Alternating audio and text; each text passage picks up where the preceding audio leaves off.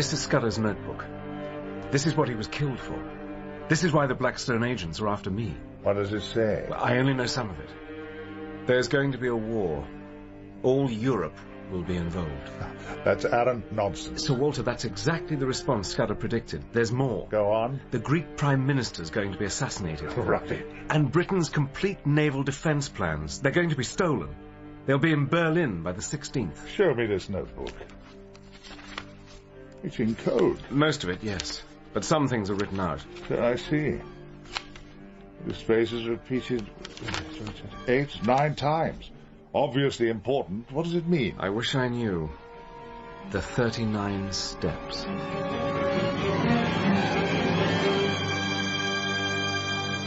The 39 Steps by John Buchan. Dramatised in 2 parts by Bert Coules.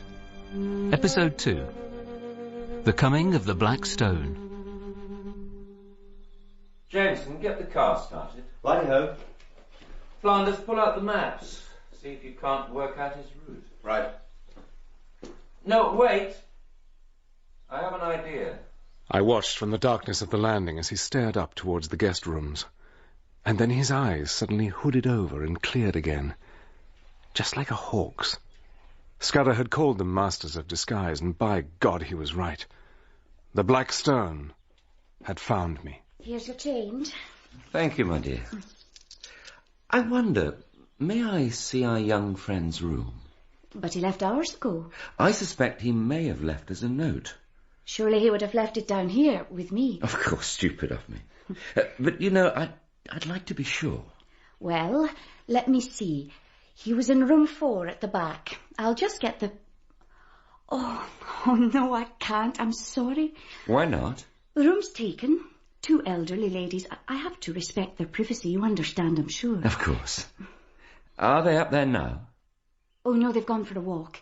But even so... I know. I'll look for you. How would that be? That would be very kind. Thank you. Did you hear? You're an angel. Oh, nonsense. What's that? Hang on a second. I'm trying to make it look like part of a letter. Here. Oh, that's German, isn't it? Yes. I want you to tell them you've just found it in my room. Ask them to give it back to me when they catch me up. It is them, then? Yes. Will you be all right? I've been all right so far, haven't I? What does it say? It's better you don't know. Trust me. What did you put in a note? Scudder was definitely onto something. Carolides must be protected at all, and that was it. More than enough to put the wind up them. So I hoped.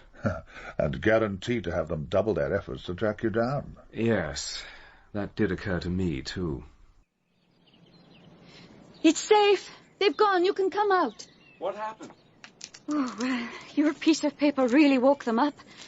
The dark chap went as white as death and cursed like blazes. The fat one didn't say much, but he turned awfully ugly. The other man... What about him? Nothing. I didn't like him, that was all. Miss McNaughton, one of the bravest men I've ever met, was terrified of that man. And you looked him straight in the eyes and didn't let on to a thing. Bravo. Mr. Twiston. I hope you're not expecting an apology.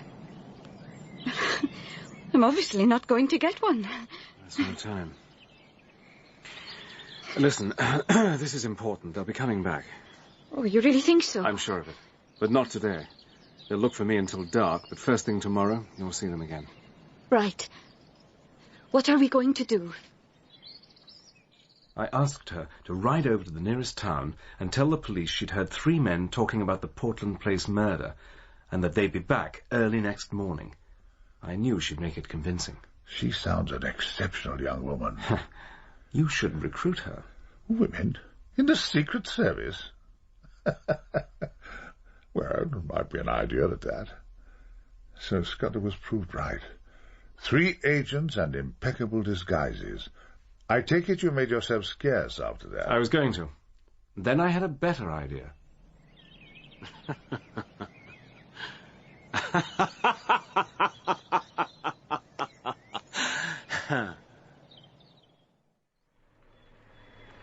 At dawn next morning, 2 constables and a sergeant drove up to the inn. They hid their car in a coach house and came inside to lie in wait. And I was upstairs, doing the same. 20 minutes later, I saw it. Another car.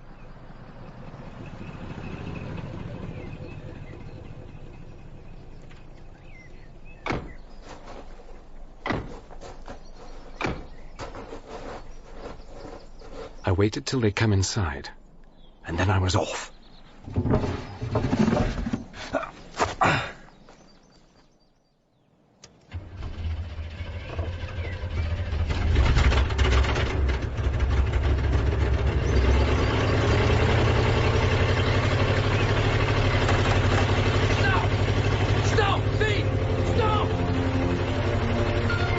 It was a beautiful machine.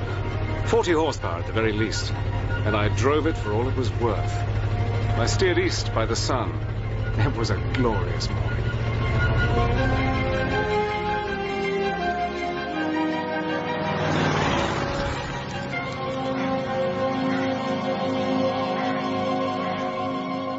Of course, I knew the police wouldn't hold the Germans for long.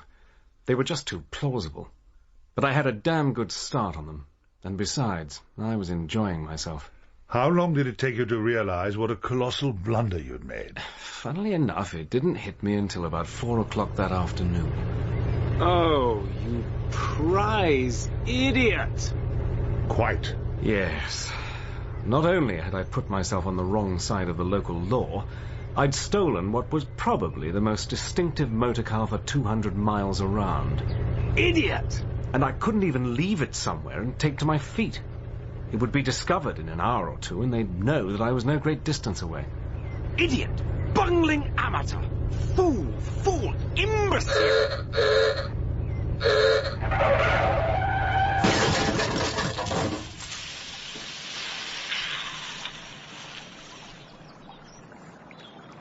I say, are you all right? Tell me you're all right. I'm all right. I think. I was sitting in a stream, and so was the car. I'd damn nearly run head-on into another one coming the other way. It was my fault. I really am so sorry. Let me give you a hand up. Thanks. Jolly lucky you're still in one piece. Yes. Can't say the same for your machine, I'm afraid. No. And then it struck me. The blessed accident had solved my problem. The car was pretty much underwater, and the bits that weren't were covered in undergrowth. And Providence had provided me with a rescuer, with transport of his own.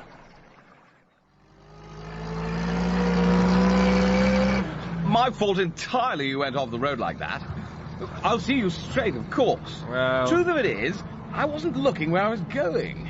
Something on my mind, don't you know? The first thing's to set you up with some dry togs. Where's your kit? Gone down in the burn with the car? It's in my pocket. I'm a colonial, travelling light. A colonial? By God, you're the very man I've been praying for. I am? You see, I'm the Liberal candidate for this part of the country. Oh, sorry. Harry Lumley. Sir Harry, if you want to know the whole dashed thing. How do you do? My name's Twisden. Johnny Twisden. Twisden? Any relation of old Tommy Twisden of the 60th? Afraid not. No? Oh, well. Anyway, where was I? Liberal candidate. That's the chap. And I've got this big meeting on tonight at Brattleburn. You know it? No.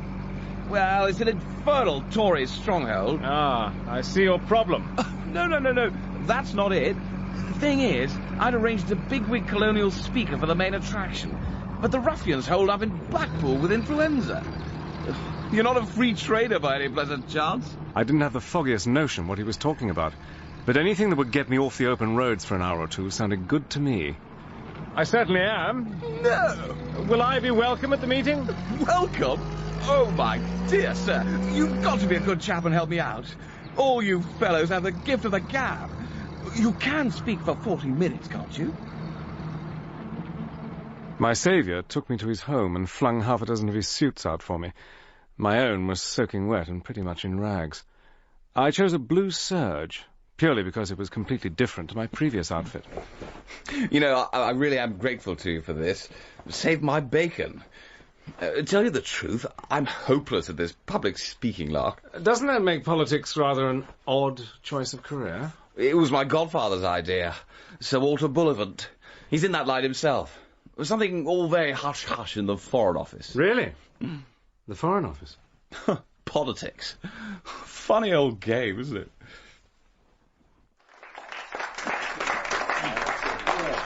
Thank you, and thank you for coming. Yes, it's good to see so many supporters of the party.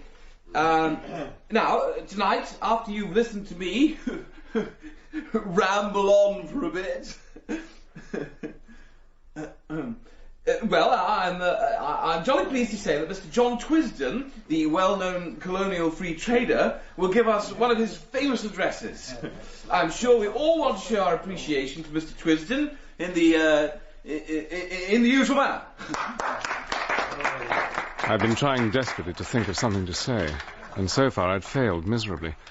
I'd more or less resigned myself to falling flat on my face, but after a couple of minutes worth of Sir Harry, I was beginning to feel a whole lot better about my prospects. Yes,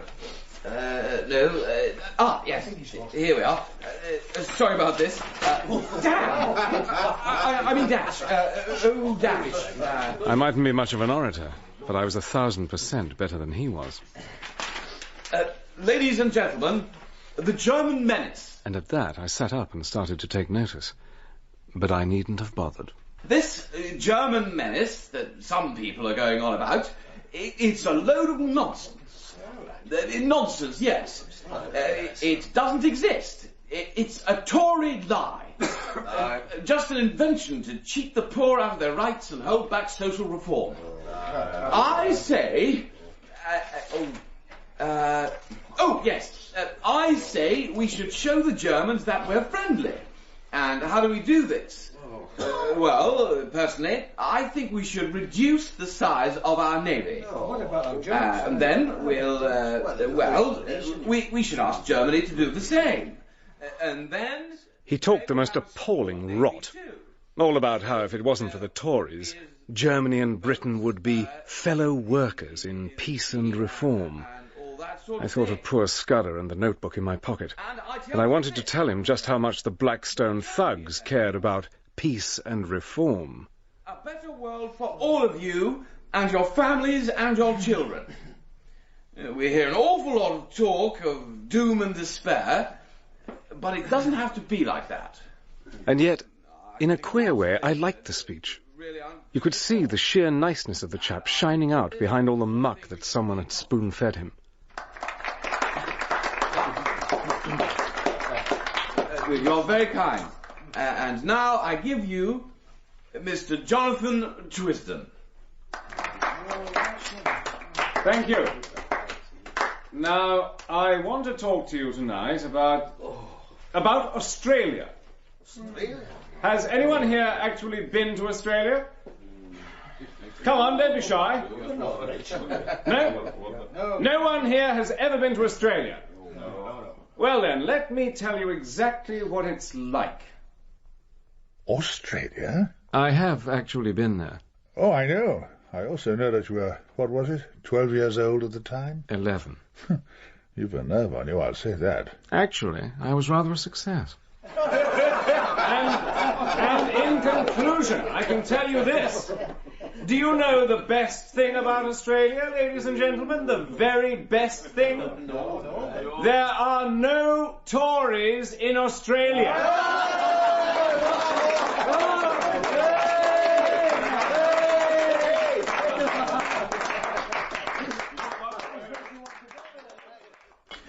Have some more of this. Jolly good, isn't it? Excellent. Thanks. To your success in the election. Oh, I doubt I'll get in. Pity, really. Life's not so wonderful for some of the folk in these parts. Be nice to do something for them. Look, Sir Harry, you're a good fellow, and I'm going to be frank with you. Righty-ho. Where on earth did you get all that poisonous rubbish you talked tonight?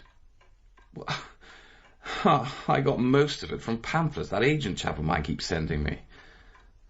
Was it really as bad as that? It was, I'm afraid.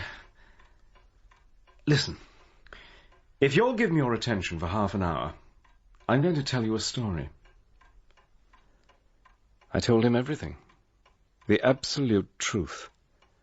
I can still see that room, with the stags' heads and the old prints on the walls, Sir Harry standing on the stone curb of the hearth, and myself lying back in an armchair, speaking. I seemed to be like another person, standing aside and listening to my own voice. Strange. But it gave me a chance to judge the whole affair properly. It did me no end of good. So, I've got here, in my own house, the man wanted for the Portland Place murder? And your duty is to send for the police and give me up.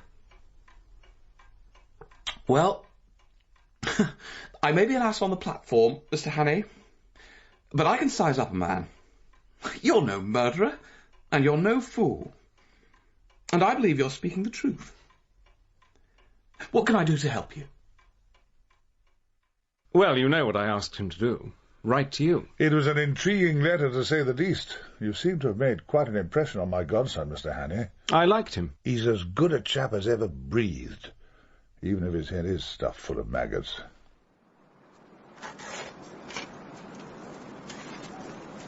Oh, you've got a good 4 hours till daylight. I've packed a few sandwiches and a map in the saddlebag for you. Thanks. How's the new togs? Fine. You're lucky. I should have thrown that old suit out years ago. Now, take the first turn to the right up by the long fir wood. By daybreak, you'll be well into the hills. Then, if I were you, I'd pitch the bike into a bog and take to the moors on foot. Yes. You can put in a week among the shepherds and be as safe as if you were in New Guinea. Right. Thanks, Sir Harry. Don't mention it. Good luck, eh? And to you.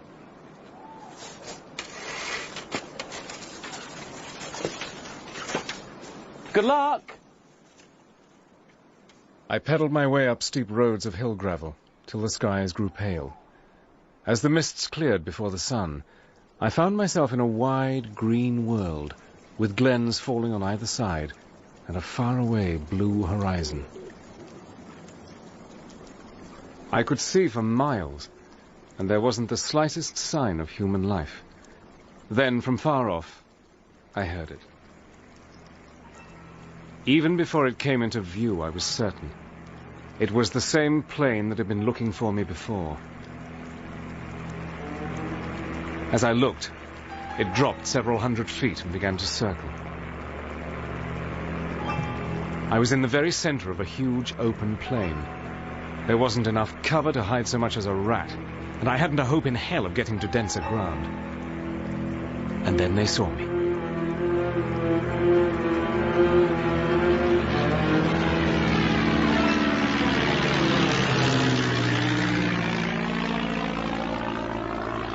God alone knows why they didn't finish me off then and there, but it was only going to be a matter of time.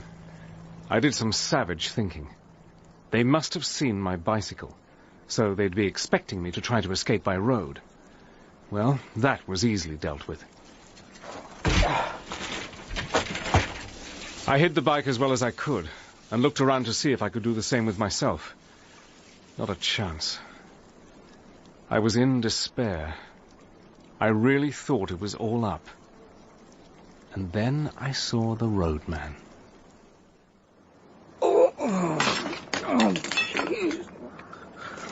Oh, confounded day. Confounded day. Good morning. Oh, you think so? Do you? Don't you? It was a black day I ever gave up the herding. Cattleman, were you? Aye. I'm my own maester. Now I'm a slave to the government, and tethered to this damn roadway with my back bent like a sickle. Oh, mercy on me, my head's bursting. Bit of a change from herding cattle to repairing the road. Confounded day I made the choice. I'm gonna stand away now. Sorry. Oh! Oh, I can't do it. The surveyor will just have to report me. I'm from my bed. Why? What's the trouble? Man, have you no eyes in your head? The trouble is I'm no sober. Ah. Last night my daughter Maren was wedded. Pity that I ever looked on the wine while it was red. Well, taking to your bed sounds a good idea. Do you live far? I haven't seen a house. Oh, my cottage is in a dip over there. No way off at all. Well, then why not go home? I'll help you if you like, so you're all right. Oh, well, that'd be a kindness, but I can't. Now, come on. I could do with getting out of this sun myself for a spell. I tell you, man, I can't. Why not? Well, I got a postcard yesterday. The new road surveyor is coming over today to check up on me and my work. Say you're not well. Oh, that'll do me no good. We can't wheel my kind of not wellness. Oh, but man, the heat. This new surveyor, has he ever met you? Ingenious. Desperate. My new friend was too far gone to wonder what the devil I was at. But fooling an educated man was going to be a different kettle of fish. But I didn't exactly have much choice.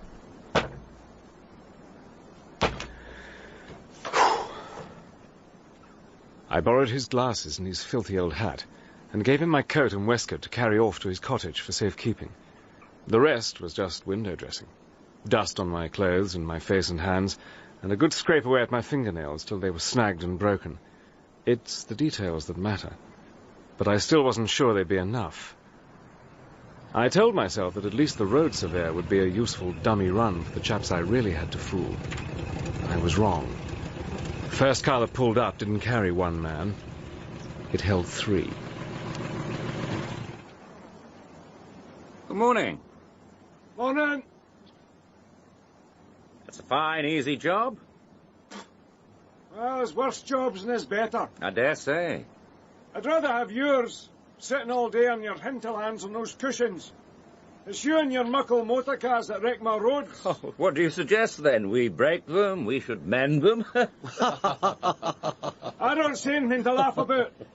Sounds like a fair deal to me.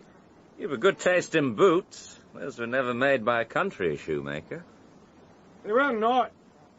They were made in London. Oh, you've been to London? Oh, what would I be wanting with London? No, I got them from the gentleman that was here last year for the shooting. What was his name now? Let's get on. This fellow's all right. Did you see anyone pass by this morning on a bicycle? Oh, well, I wasn't up very early. My daughter Maren was married last night and we kept it up late. I see. Do you like a cigar? Well, I can get one. Why don't you have one of these? Don't mind if I do. I'll smoke it to clear my head. Do you need a light? I've my own matches. Of course you have. Jameson. Righty-ho. Good day to you. Right.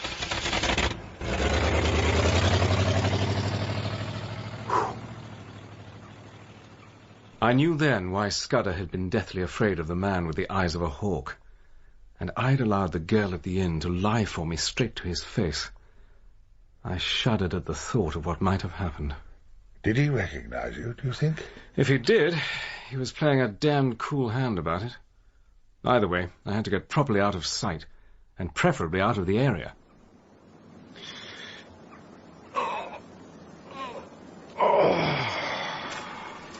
I fixed on a scheme. When the road surveyor finally showed up, I'd get him to smuggle me out. By force, if necessary. I didn't like the idea, but I was playing for high stakes. In the event, things didn't turn out exactly as I'd planned. Good God.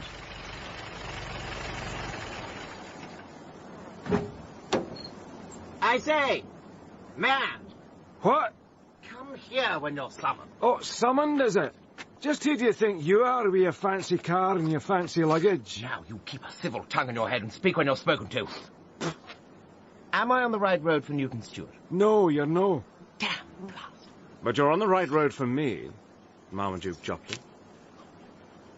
Oh, my good God. Hannay? You remember. I'm flattered. But you're the murderer. The very same. And there'll be a second murder, my dear, if you don't do exactly what I say. I'd balked at the idea of intimidating the surveyor, but terrorizing this chap was a positive pleasure. I'd run into him time and again in London society. He was the sort who'd turn up, invited or not, at all the best balls and polo weeks and country house parties. Marmee, they called him, and he was an offence to creation. Don't kill me. Please don't kill me. I'll do anything, anything. I want your coat, your goggles, and your cap. Oh! Oh, sorry. Are you cold? Here, have mine. Oh, good grief. It's filthy. Shut up and give me your coat. Here. In a matter of seconds, the dusty old roadman had become the best turned-out motorist in Scotland.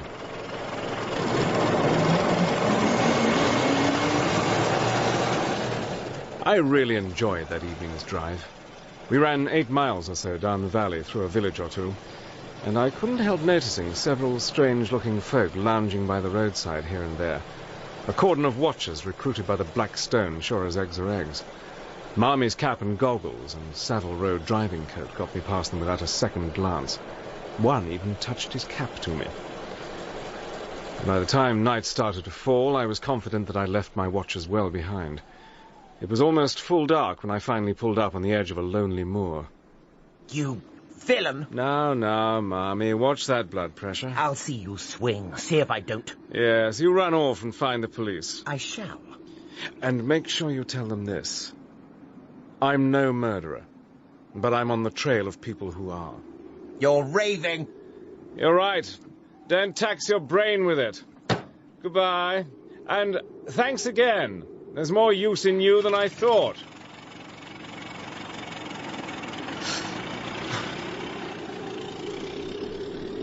My coat and waistcoat were still safe and snug back in my friend the roadman's cottage. It was a cold night out there on the moor, and a hungry one, too.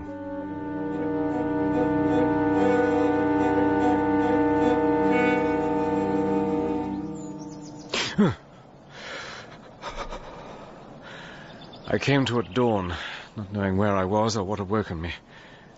Then I realized. Damn!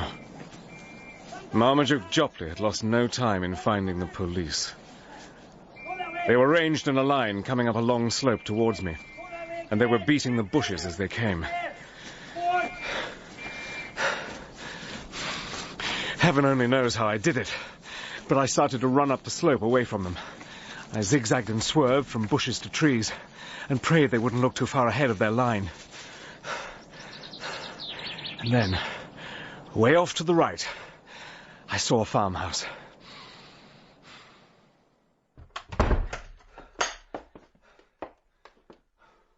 You seem to be in a hurry, my friend, eh? Out there. Let me see.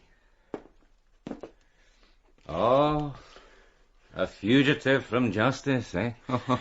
No, don't try to explain. We'll go into the matter at leisure. Meanwhile, I object to my privacy being broken in upon by clumsy rural policemen, so go through there into my study. You'll see 2 doors. Take the one on the left and close it behind you. Thank you. Oh, you'll be perfectly safe. Oh yes.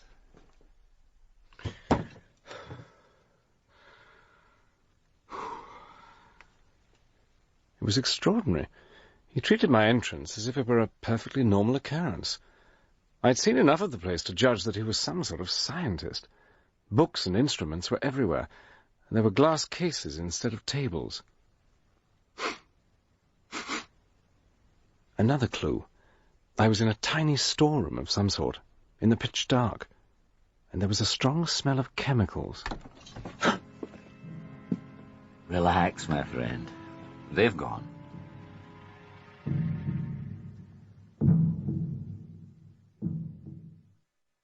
I convinced them that you'd gone right past me and crossed the hill. Well, I'm very grateful to you. Oh, your thanks are not necessary. I simply didn't wish to have the police come between me and my guest. Ah, this is a lucky day for you, Mr. Richard Hannay. My congratulations. The disguise is flawless. Thank you. Praise from an expert is praise indeed. Now, please, Carl. What?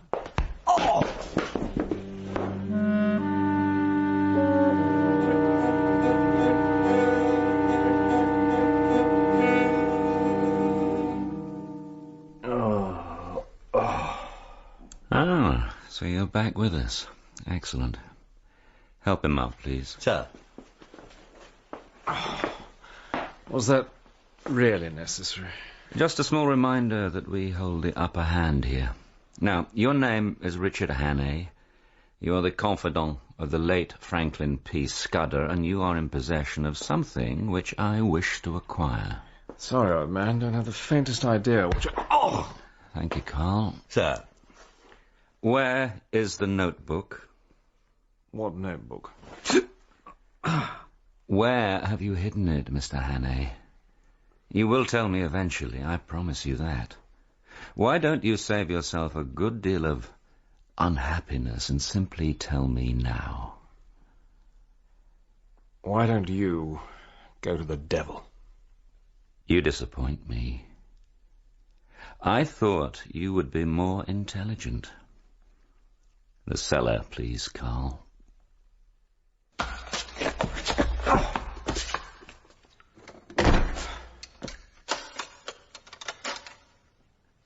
I couldn't see any way out of the mess I was in. I thought wistfully about the police, plodding their way over the hills, looking for me. At least they were honest men, and they'd have treated me kindlier than this trio of thugs.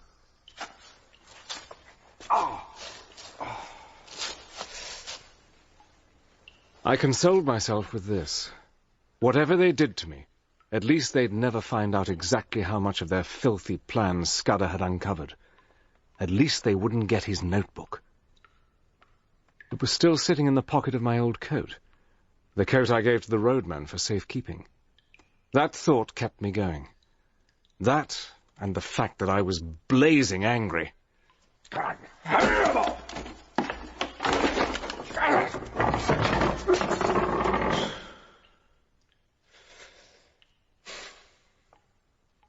After a bit, I realized that wasn't getting me anywhere, and I tried to take stock. The cellar was big and practically pitch black. There were no lights that I could find. A single skylight affair was sealed with shutters. They wouldn't budge an inch. There were some old sacks and wooden crates dotted about, but nothing remotely useful. And then, away in one corner, I found something a touch more promising.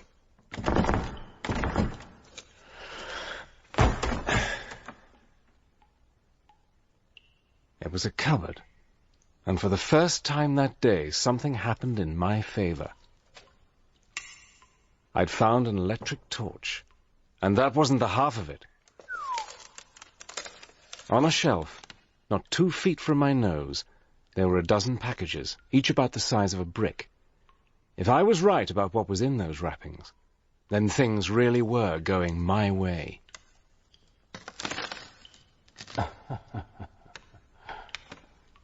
I was right. It was lentonite, enough to blow the whole house to smithereens. There was still a chance, both for me and my country.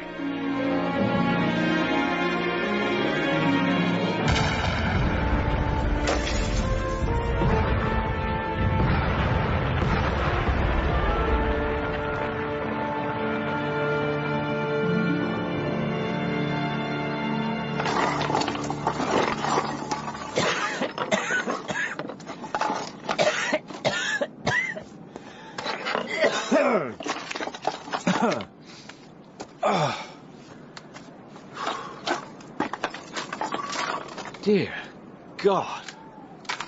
The farmhouse was gone. Was that what you intended to happen? Not exactly. I'd used just a fragment of the stuff, wedged up against the skylight. I was banking that the rest would be safely out of range. I was wrong. So much for the great mining engineer. At least I'd managed to cobble up a bomb shelter that worked. Once the skylight blew out, the blast would have been drawn upwards, away from you. But what about the Germans? They couldn't have survived. I don't think they were there. Why not? The outbuildings, they were still standing.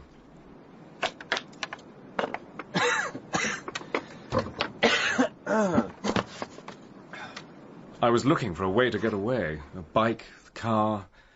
There was nothing. Their car wasn't there? Exactly. They must have left me locked in the damned cellar and driven off somewhere. Of all the foul luck. What did you do? Well, I wasn't thinking straight. My lungs were full of poisonous fumes. My head was spinning and my legs. All I wanted to do was collapse and forget the entire damn business. But you didn't, because you had to get away. It was the hardest job I've ever taken on. But you're right. I had to get as far from that damned place as I could before they came back. And that wasn't the half of it. Somehow, God knows how, I had to get back to that roadman's cottage. I had to get Scudder's notebook. The devil. It's all right, all right. You can know better on the Sabbath, you heathen.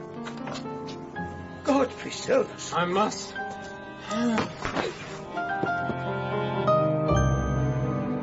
Mr. Hannay. Mr. Hannay. Mr. Hannay, can you hear me? Oh. Good morning to you. What? I brought you some tea. Here. Go on, drink.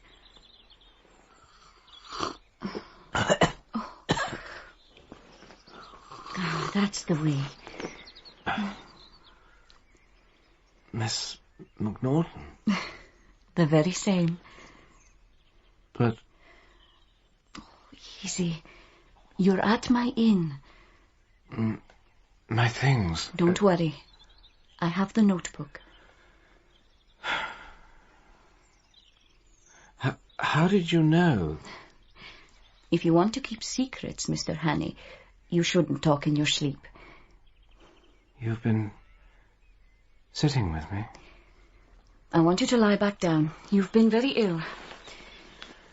How long have I been here? How long? 13 days. It was malaria. I thought I'd seen the last of it years before, but the weakness and the exposure brought it on. You'd made it back on foot? I don't remember too much about it. Probably just as well. Apparently Charlotte McNaughton heard the old roadman talking about me in the local church, and she rode over to pick me up. If it hadn't been for the two of them... Well... How did she know your real name? She worked it out. The Portland Place murder and all that. Exceptional woman. Oh, yes. I won't ask if you're fit enough to travel, because I can see full well that you're not. I don't have any choice. Yes, I can see that too. Mr. Hannay, I don't know what this is really about, and I won't ask you to tell me, but... It's terribly important, isn't it? Not just to you, I mean. Terribly important for everyone. Yes. Yes, it is. Then I forgive you for lying to me, and for leaving without a word. Thank you. Suppose I won't be able to put it in a book after all. I'm afraid not. Sorry. Look, there's Mr. Hislop. He'll take you to Moffat. There's a station there. How can I ever thank you? By achieving whatever it is you have to do. Goodbye, Mr. Hannay.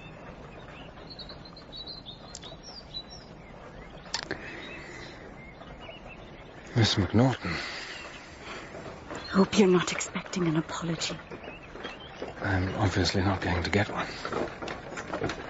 There's no time. Goodbye. Right then, up you jump. And watch your feet in my marrows.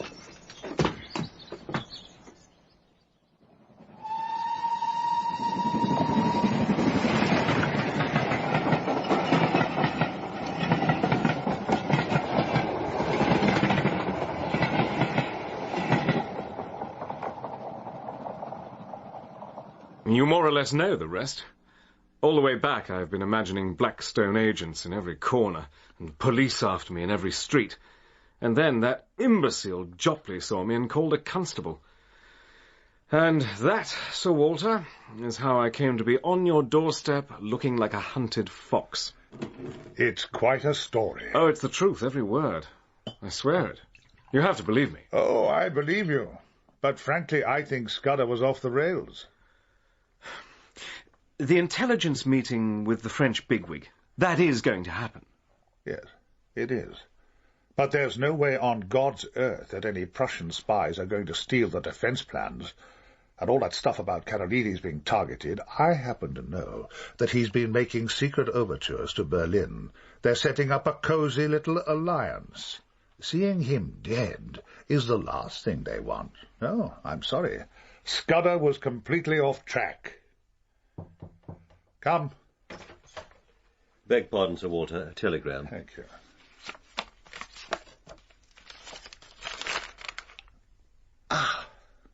Sir Walter? I apologize to the shade of Scudder. Karolides has been shot dead.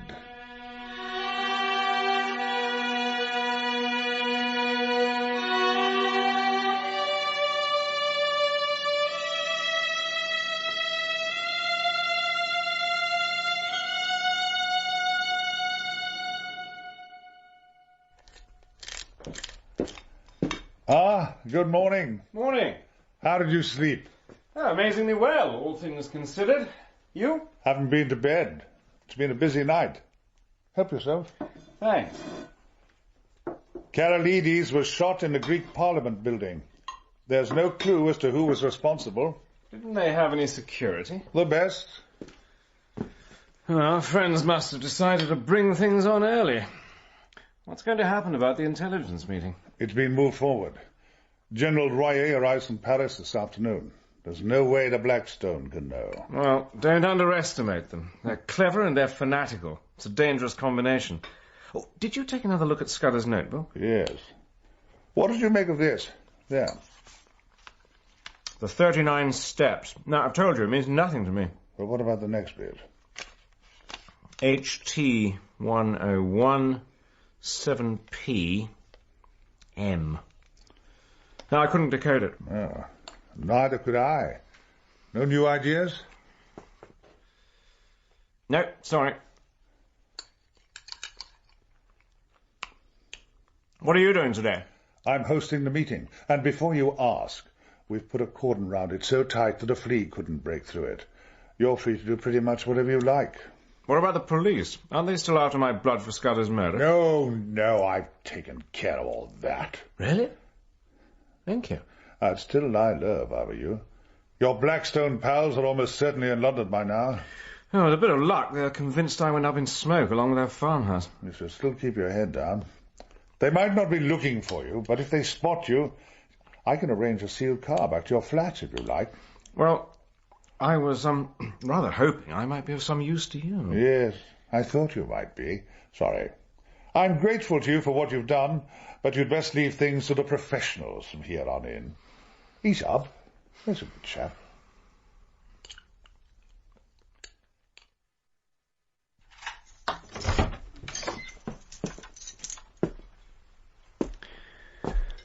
Well, just as if I'd never been away.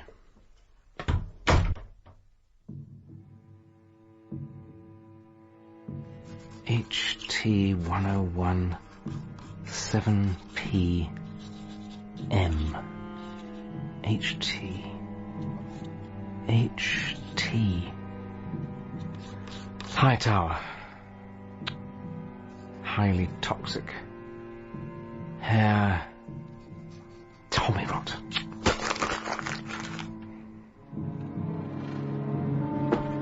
Harold Transit. Heiliger Heavy transit. Human transport. Heligoland triumphant. Oh, damn and blast this to hell.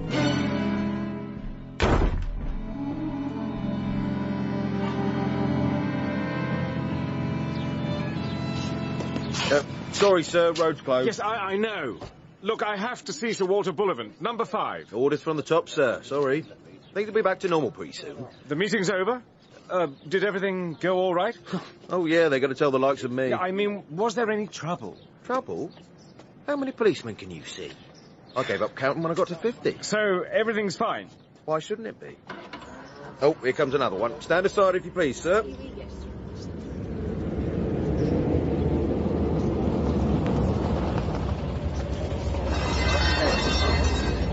Thank you, Constable. My lord. Now, there's a real gent for you. I'll say there's a... Sir? You all right? Get out of the damned way! What the... What the devil? Sir Walter. I'm sorry, sir. I couldn't stop him. There's no time for that. Who was that man who just left? Walter, who is this person? Richard Hannay, Lord Whittaker, Admiralty. For God's sake, who was it? It was the First Sea Lord, Lord Alloa. Was he at your meeting? What damn business is that of yours? The plans, the naval defence plans. Did you talk about them? Yes, we did. Oh, for the love of heaven. Hannay, what are you saying? I'm saying that it wasn't Lord Alloa. Not Lord Alloa? It might have been his living image, but it wasn't him. It was the leader of the Black Stone.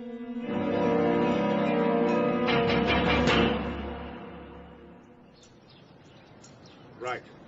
Yes, thank you. Sir Walter? The police found the real Lord Alloa unconscious in his office. His secretary's dead. They've not been able to catch up with the impostor's car. They'll be heading for the coast. If that information reaches Berlin... Not here, not here. Let's get back inside. Walter, listen. Wait. Go on, Arthur. It's just occurred to me. General Wye, he took the only copies of the papers, and he left a good 10 minutes before your Prussian. Did you discuss the plans? Pass them round? Yes, we did. Then he'll have them memorised. They're trained to do exactly that. The devil. The man must be stopped, whatever it takes. But how? He could be heading for any one of a dozen ports. 2 dozen. Sir Walter, where's the notebook? Here. Lord Whittaker, do you know anything about the 39 steps? The what? The 39 steps. Never heard of them. It has to be relevant. It has to be. Try some of the other words. Yes. Lunaville? Means nothing. Pavia? No. Trollheim? Hofgard? Ariadne? Romani? Ariadne? Yes. Oh, that's the German cruiser. She's putting into Dover tomorrow, perfectly in order. That has to be their escape route. But she won't be here until tomorrow, the 15th. Remember, everything's been moved forward. Everything but the getaway. They won't have had time to get new papers. Or will they? No, they won't. By heaven, we've got a breathing space. Yeah. All we have to do is get down to Dover and put a cordon No, around. I don't think it's that simple. Why not? Because of the 39 steps. I keep coming back to that. The 39 steps are a vital part of the plan. God, why the dickens couldn't Scudder have been more specific? Show me. The 39 steps. HT 101 7 PM. HT. High tide. High tide? High tide. 10:17 p.m. That's it. That has to be it. But we still don't know what these steps actually are. Steps down to the water. Oh, it can't be that simple. Yes, it can. It could be a secret group of couriers, or a ring of spies, or something. No, if it was that complicated, Scudder would have spelt it out. The 39 steps are just steps. But why are they important? Why specify the number over and again? There must be several sets of steps, but only one with 39 treads. Scudder was telling us how to find the right one, the set they'd be using. Well done, Hannay. Save it for later. We still don't know where these blasted steps are. I believe I can be of assistance there. I want the charts from Cromer to Eastbourne. Sir. And the large-scale maps for the south and east coast. Sir. Do any of your staff live down that way? Get me anyone with a house down there, or relatives. Sir. And the tide tables. Sir.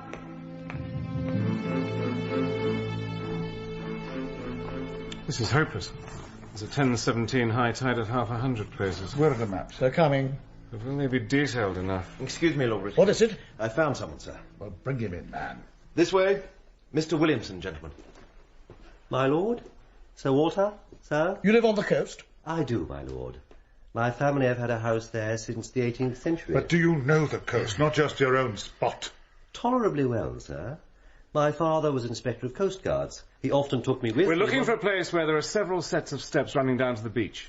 What sort of steps? Oh, steps, man, steps. For the love of God, how many sorts are there? Well, there are lots of marine parades. They often have steps. That won't be it. Too open, too busy. No, we're after longer staircases and in a pretty isolated sort of place. Oh. Well, I don't know that I can think of any. Well, they do exist. They must. Think, man. Well, there's a place in Norfolk beside a golf course. No, it's too public. Then I can't help you, gentlemen, unless you mean the Rough. The Rough? What's that? It's a big chalk headland in Kent, close to Broadstairs. The maps, gentlemen. Broadstairs? Quickly. Sir, tell me what it's like, this place. It's got a lot of villas on the top, and most of the houses have private stairs down to the beach. Very high-tone sort of spot. Where the residents keep themselves to themselves? Oh, yes, sir. This one. 10 sets of stairs, and beautifully drawn. God bless cartographers. Amen. 20, 21, 22, 23, 24. No. 5, 10... Arthur, check the tide. I'm ahead of you. No. 5, 10, high tide will be about 10 minutes before Broadstairs, which makes We're it... looking for 10:17. 10:17. 35, 36, 37, 38, 39. Gentlemen, the 39 steps. We've got them. You're sure it's at 11? On the dot. And it's the last one, Uncle. Missed that and you're stuck. Get the old jalopy round then, Bill. Be good enough to stay exactly where you are. I don't know who you are, chummy, but you're trespassing. This is private property. My name is not important. We really don't have time for riddles, old man. Train to catch and all that. You're quite sure it isn't a boat? The boats don't go up to Charing Cross, do they? Forgive me, don't think I've had the pleasure. Oh, you're good. Damn good. But you gave yourself away just then. You thought I was dead. Sorry to be the bearer of bad news. Stay perfectly still, the pair of you. Thank you, France. Sir. You will have posted men all round the house, of course. Of course. And they will realise, as you realise, that I can kill both of you before their bullets can reach me. Small price to pay. Oh, please. Spare me the brave English heroics. Carl, the boat, go. Stop it! Yeah.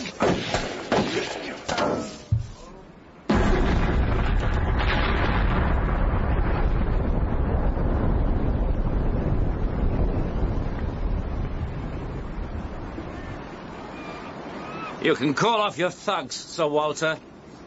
Oh, come now. Surely you're not surprised that I know who you are.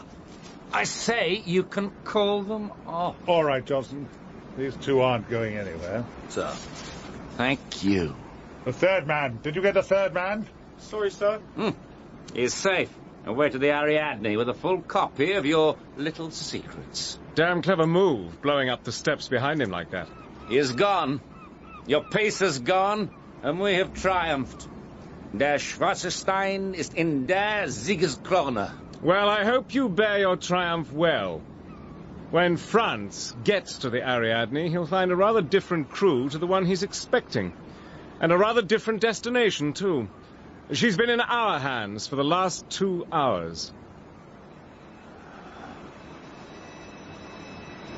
My congratulations, Mr. Hannay. A most impressive operation. Thank you. Take them away.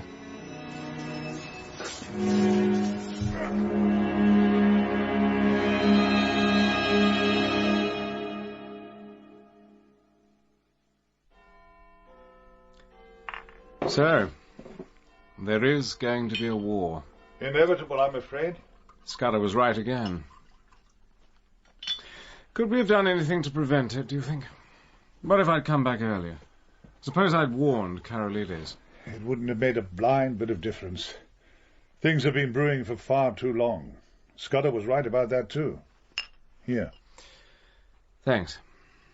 I don't know. I just feel there must have been something. Hannay, if the Germans had got hold of those plans, it would have been all over in a single night. We'd have gone under before we knew it. Thanks to you, it's going to be very different. That's enough for any man. Yes, I suppose so.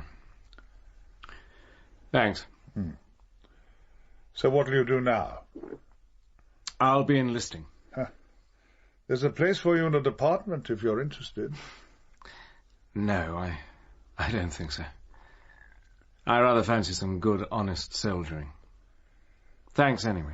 My loss. What should we drink to? Peace? To victory. And a better world once the smoke's cleared. A better world.